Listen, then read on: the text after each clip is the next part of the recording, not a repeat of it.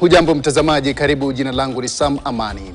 Timu ya taifa ya soka Harambee Stars ilinyukwa mabao 2-1 dhidi ya Gabon katika mechi ya kufuzu kombe la dunia iliyoandaliwa katika uwanja wa Nyayo.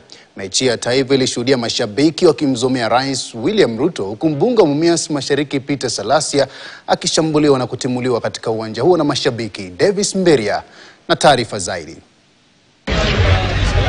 Wadogo kwa wakubwa, wananchi na viongozi wa serikali, kila mmoja alifika ugani Nyayo kutizama mechi ya kufuzu kombe la dunia 2026 kati ya timu ya taifa ya Harambee Stars na Gabon. Hata hivyo, mchuano huu ulikumbwa na mirindimo sihaba, kwani kabla ya mechi kuanza, sauti ya baadhi ya mashabiki zilisikika zikimzomea Rais William Ruto.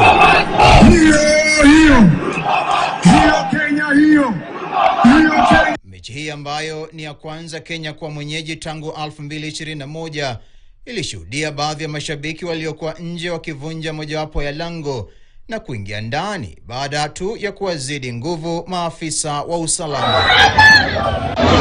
Mbunge wa Mumias Mashariki Peter Salasya alijipata katikati ya sarakasi hizi kwa kushambuliwa na mashabiki waliomtimua kutoka uwanjani. Hii inajiri wakati Salasya amekuwa akimkashifu na kumkejeli kinara wa ODM Raila Odinga kufuatia kuondolewa kwake katika kamati ya idara ya maendeleo ya kikanda katika bunge la kitaifa.